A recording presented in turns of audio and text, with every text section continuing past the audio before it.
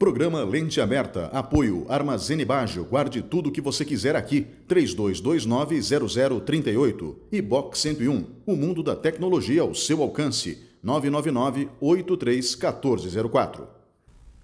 Olá, meu nome é Ney Herman, muito obrigado por permitir que eu entre em sua casa neste momento. Está começando mais uma edição do programa Lente Aberta aqui na TVE, a TV dos Campos Gerais. Esta é a primeira edição inédita de 2020. Hoje nós teremos 3 convidados. Primeiro, a doutora Acilina Barros, especializada em medicina integrativa, conversa conosco sobre espiritualidade e medicina. Depois teremos o secretário municipal da Fazenda, Cláudio Grokowski, conversando com a gente sobre as aplicações do IPTU, o Imposto Predial e Territorial Urbano. E por fim, o doutor em filosofia política, Carlos Moraes, conversa conosco sobre os santos filósofos da Igreja Católica. Voltamos em instantes.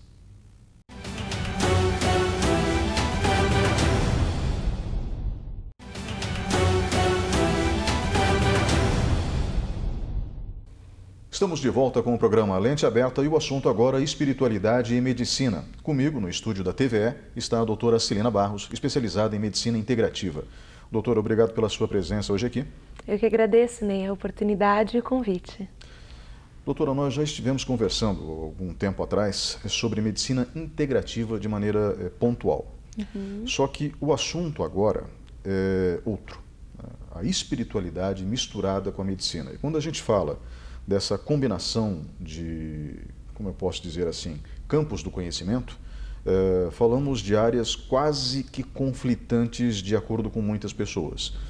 Porque ciência e religião nem sempre caminharam juntas, né? Há quem acredite, por exemplo, que a Terra é plana, né? É óbvio que a Terra não é plana, né? A Terra é redonda, né? Qualquer um que já tenha visto uma imagem do espaço sabe disso. Mas, ao mesmo tempo, existem elementos que a ciência ignora. O poder da fé é um deles. E a fé, literalmente, tem operado milagres. Essa é a expressão correta. Coisas que a ciência não consegue explicar. E eu gostaria que a senhora me dissesse exatamente como que a medicina integrativa trabalha com esses conceitos que aparentemente são opostos. Eu sei que não são, mas que aparentemente, na visão de muitos, são opostos. Bom, inicialmente é preciso que, não sei se a maioria das pessoas já sabem o que é a medicina integrativa. Eu acho que é interessante explicar. Mas a medicina integrativa, ela é uma área de atuação, uma maneira de cuidar do paciente, onde a gente considera não apenas o corpo físico, mas o paciente como um ser completo, né? Dotado de corpo, mente e espírito. E na medicina integrativa, a gente associa os conceitos da medicina convencional a práticas tradicionais, milenares, como, por exemplo, a acupuntura, a medicina tradicional indiana, a Ayurveda. A gente lida muito com essa parte de energia e, digamos assim, modulando frequências. A gente entende que o nosso corpo físico nada mais é do que energia condensada e, portanto, diferentes ferramentas podem ser utilizadas para harmonização e para regulação dessa energia, da frequência que é o nosso corpo. Então, sabendo de tudo isso, a gente entende que quando o paciente se apresenta diante de nós, ele possui não simplesmente um problema físico, mas existem outras questões envolvidas. E por isso que é tão importante associar os conceitos de ciência e espiritualidade para melhor auxiliar e contribuir no processo de cura desse paciente. É como se fosse um processo completo, ou seja, dentro do conceito que a senhora acabou de repassar ao público e também a mim, o que prevalece é uma união de esforços, não existe nada excludente. Exatamente, exatamente, isso. E é importante ressaltar também que quando a gente fala de energia e de espiritualidade, a gente não leva em conta nenhuma religião específica. E simplesmente é realmente uma questão de energia, de frequência, né? Quando a gente busca essa parte espiritual, é como se eu estimulo o paciente a se conectar à sua fonte, a fonte criadora, seja ela independente qual a denominação que o paciente queira chamar. Então, porque hoje existem vários estudos científicos mesmo que ressaltam a importância, né, e a maneira como isso influi positivamente nos resultados de qualquer tipo de tratamento. Quando o paciente possui essa espiritualidade trabalhada e vai trabalhando isso junto com a medicina convencional, os resultados são definitivamente muito melhores. E não importa como se chama essa fonte criadora, Deus para cristãos e judeus, Alá para os muçulmanos, ou Olorum para quem pratica candomblé e algumas vertentes da Umbanda, não importa a denominação, o fundamental é se conectar com uma energia superior, e essa crença nessa energia superior acaba facilitando o processo de cura. Exatamente. Eu sou cristã, né, e leio a Bíblia. Então, na Bíblia diz que Deus é amor, e amor nada mais é do que uma frequência. E quando a gente faz a opção por se conectar a essa frequência, né, quando você vibra nessa mesma frequência, que é amor, o resultado é completamente outro. Há quem diga que o melhor amor é o melhor remédio. E eu não tenho dúvidas de que seja, né? Principalmente porque em todos os tipos de tratamento o amor está envolvido. Se você for parar para pensar, desde uma quimioterapia até o floral de Bach, até a homeopatia, até um chazinho que a sua avó faz, né? Em todos os aspectos sempre tem amor envolvido. E quando isso é feito com consciência, você faz com atenção. E tudo aquilo que você coloca atenção, aquilo cresce, aquilo possui uma força maior. Então, é isso que eu estimulo os pacientes. Existem alguns, como eu posso dizer, procedimentos que a senhora acabou de repassar, não sei se procedimento é o termo correto nesse caso, mas algumas metodologias de cura, né? Podemos talvez usar essa terminologia que a senhora mencionou, que sim, tem cunho científico. O chazinho da vovó, por exemplo, é fitoterapia. Sim. Né? Chá de camomila, os cientistas já fizeram a análise da camomila, realmente acalma, né? Além disso, ajuda na digestão, ou seja, é um fato, né? Mas quando a gente fala de homeopatia e de florais de Bach, até onde eu saiba, existe ali um princípio que é de caráter energético.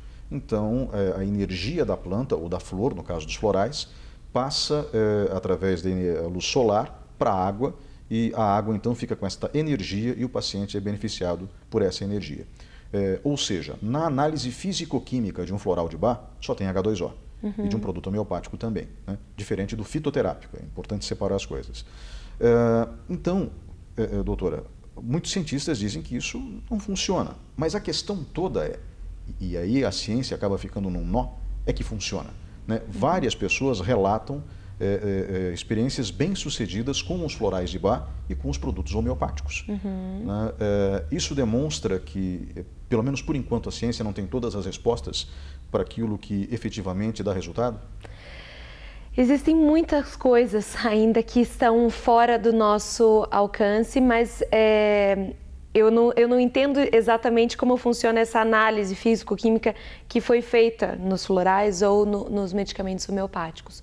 Mas existem trabalhos científicos comprovadamente, né, realizados que, por exemplo, tem um dos meus professores que já foi falecido, ele se chama Masaru Emoto, um pesquisador japonês que ele estudava as características, por exemplo, das moléculas de água. E ele queria saber a influência que tinham as palavras escritas, faladas, mantras, que influência tinham as palavras, ou a força das palavras nas moléculas de água. E ele realizou trabalhos, por exemplo, comparando, ele pegava águas, por exemplo, submetidas que estavam em regiões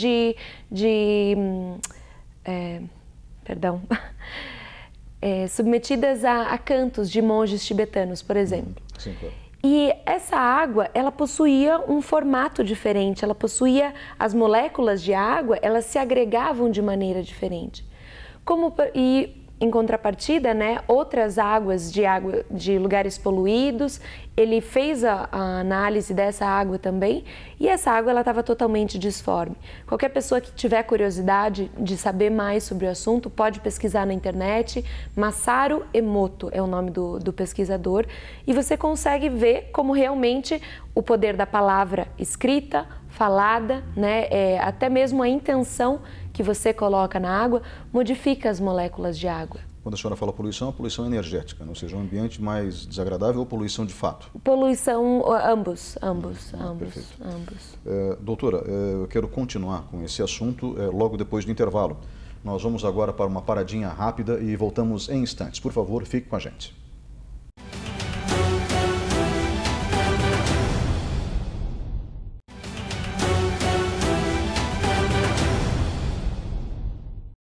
Olá, estamos de volta com o programa Lente Aberta. O assunto continua sendo espiritualidade e medicina. Comigo no estúdio, a doutora Acilina Barros, médica especializada em medicina integrativa. Doutora, comentávamos no fim do bloco anterior a pesquisa de um cientista japonês que constatou que boas energias, como por exemplo o canto dos monges tibetanos, deixava as moléculas da água harmoniosas, em contraste com ambientes ruidosos ou com ambientes poluídos, de fato. Eu gostaria que a senhora também fizesse um comentário sobre o poder do perdão dentro da cura. Isso na medicina de fato, né? O perdão ajuda no processo de cura? O perdão é uma ferramenta, e não só uma ferramenta, é algo que é extremamente importante em todos os processos de cura, independente de qual seja a doença, de qual seja o desequilíbrio.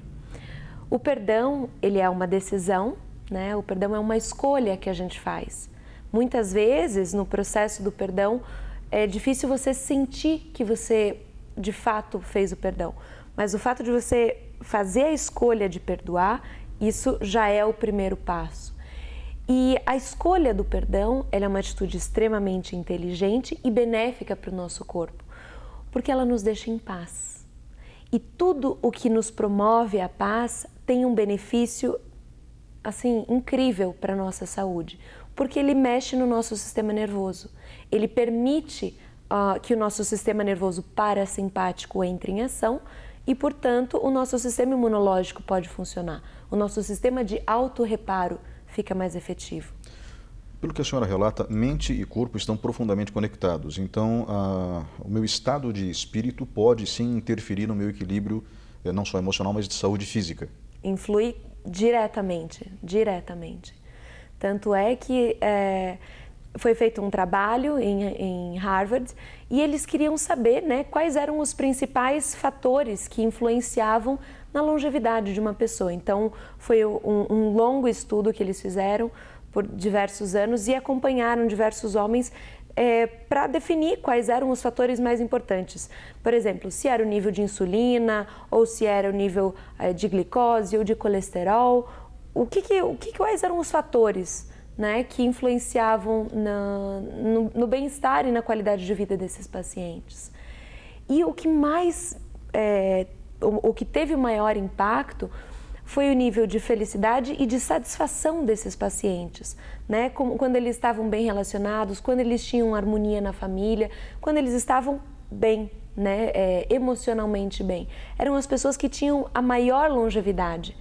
E isso, assim, você saber disso é algo extremamente importante, porque muitas vezes, não quero dizer que o nível de colesterol não seja importante e que o nível de glicemia também não. São realmente e precisam ser controlados. Mas juntamente com isso, tão importante ou mais que isso, é como está o estado de espírito dessa pessoa, né? Se essa pessoa está ou não em paz. Ou seja, não significa que só porque você é feliz, você pode comer feijoada todo dia e tomar uma caixa de cerveja todo dia. Não dá, né? Não dá, é desaconselhável. A questão é equilíbrio, né, Ney? Eu acho que, assim, o nosso corpo, ele é autorregulável. Realmente, a gente precisa de uma pouca quantidade de alimento para se sustentar. Só que, em virtude por inúmeros motivos, inúmeras razões, os alimentos secundários, que é o alimento que a gente ingere pela boca, eles estão em desequilíbrio. Essa explicação é algo que eu gosto bastante também de comentar com os pacientes em consultório, que nós temos 2 tipos de alimento. Então, existem os alimentos primários e os alimentos secundários. Os alimentos primários são a tua atividade física, a tua espiritualidade, o seu trabalho e os seus relacionamentos. Isso tudo te nutre, isso tudo te sustenta, né? E quando esses alimentos primários eles estão em desequilíbrio, a gente tende a compensar com os alimentos secundários. E aí, quando isso acontece, ocorre o desequilíbrio e vem os problemas que podem ser originados de uma má alimentação. Médicos, de uma forma geral, a senhora estudou um ramo da medicina que já busca a integração com outros tipos de conhecimento. Médicos, de uma forma geral, estão abertos a novas possibilidades? Mais e mais, Ney, graças a Deus, sabe? Mais e mais as pessoas estão percebendo que existem coisas além do que a gente aprende na faculdade. 6 anos para se aprender a tratar uma pessoa é muito pouco, né? Existe necessidade de complementar esse conhecimento, principalmente aumentando assim, sensibilizando mais esses profissionais. Eu acredito que uma das características mais importantes do profissional de saúde é a sensibilidade com que ele lida com o paciente. Perfeito. Porque a gente consegue sentir as coisas, né, o que se passa com o paciente, e não só através de exames, mas esse sentir nos permite fornecer de fato o que o paciente precisa naquele momento. Embora no tratamento a senhora respeite todas as matrizes religiosas, né, e a senhora deixou isso bem claro, a senhora também desenvolveu como é que eu posso dizer? Projeto? Um projeto, né, no ano passado, que foi muito bem sucedido, que foram os 9 meses com Maria, eu acho que esse é o nome do projeto, né? Isso. Começou em 25 de março e terminou em 25 de dezembro, que é o dia que se comemora o nascimento de Jesus Cristo, de acordo com o calendário católico. Faltam apenas 3 minutos para terminar a entrevista. Eu gostaria que, de maneira sucinta, a senhora explicasse o que são os 9 meses com Maria. Os 9 meses com Maria são um projeto baseado no livro do padre Luiz Erlim, onde eu conduzo reflexões e meditações diárias em cima, né, de cada trechinho do livro. O livro é como se fosse um diário de Maria, né, onde ela conta a trajetória dela desde o dia que ela foi anunciada, né, desde o dia da anunciação até o nascimento do Cristo. E em cima desse livro eu vou fazendo essas reflexões e estimulando nos ouvintes e nos participantes do projeto. Eu falo ouvintes porque foi um projeto realizado em forma de áudios e de podcast, estimulando essas pessoas a seguirem o exemplo de Maria e também gerarem o Cristo dentro de si. Então, foi um projeto muito bacana que teve uma repercussão incrível, justamente por mexer na frequência dessas pessoas, estimulando a frequência da consciência crística em cada uma delas. É sempre bom deixar claro que o nome de Jesus era Jesus de Nazaré. Nazaré é a cidade onde ele nasceu. E Cristo é o termo que se deu depois, né, justamente porque Cristo significa o ungido em grego. Né? Então, quando se fala da energia crística, se fala dessa energia sagrada, seria isso? Isso, exatamente. E que todos nós possuímos, né, Ney? Todos nós, acredito eu, que como filhos de Deus, nós possuímos essa natureza divina, e a intenção de gerarmos o Cristo dentro de nós nada mais é do que nos tornar quem realmente nós somos. Filhos desse Deus que é puro amor. Então, a gente, ao nascer a consciência crística em cada uma dessas pessoas que acompanham o projeto, é fazer com que essas pessoas vibrem nessa frequência do amor e tenham sintam isso e sejam isso em todas as suas áreas. Doutora Celina Barros, médica especializada em medicina integrativa, obrigado pela sua presença hoje aqui. Foi um prazer, Ney, eu que agradeço. Nós vamos agora para um breve intervalo e voltamos em instantes.